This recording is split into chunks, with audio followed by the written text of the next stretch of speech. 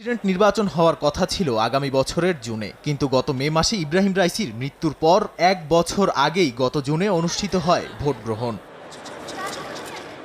চলতি মাসের শুরুতে ভোটের ফলাফলে জয়ী ঘোষণা করা হয় সংস্কারপন্থী মাসুদ পেজেশকিয়ানকে। এরও প্রায় 22 দিন পর রোববার আনুষ্ঠানিকভাবে প্রেসিডেন্টকে দায়িত্ব বুঝে নেয়ার আদেশ দিলেন দেশটির সর্বোচ্চ ধর্মীয় নেতা আয়াতুল্লাহ আলী খামেনি। খামেনি স্বাক্ষরিত নিয়োগ আদেশে পেজেশকিয়ানকে অভিহিত করা হয়েছে জ্ঞানী, সৎ, জনপ্রিয় ও বিজ্ঞ হিসেবে। আগামী মঙ্গলবার পার্লামেন্টে শপথ গ্রহণের কথা নতুন প্রেসিডেন্টের। রোববার পেজেশকিয়ানকে দায়িত্ব বুঝে দেওয়ার অনুষ্ঠানে বক্তব্য দেন খামেনি। সেখানে তার বক্তব্যে উঠে আসে ইসরায়েল বিরোধী নীতির কথা।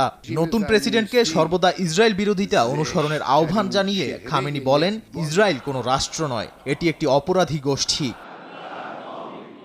এদিকে শপথ গ্রহণের আগেই খামেনির সঙ্গে পেজেশকিয়ানের দৃষ্টিভঙ্গির পার্থক্যের আলোচনা শুরু হয়েছে।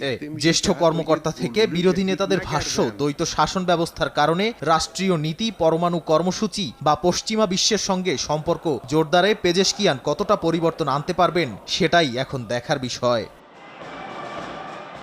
2008 সাল থেকে উত্তর পশ্চিমাঞ্চলীয় তাবরিজ শহরে ইরানের পার্লামেন্টে প্রতিনিধিত্ব করে আসছেন মাসুদ পেজেশকিয়ান। তিনি সংসদের ডেপুটি স্পিকার হিসেবেও দায়িত্ব পালন করেছেন বহু বছর। আন্তর্জাতিক গণমাধ্যমের খবরে বলা হয়, পেজেশকিয়ানকে ভোট দেওয়া অধিকাংশ মানুষই শহুরে মধ্যবিত্ত ও তরুণ।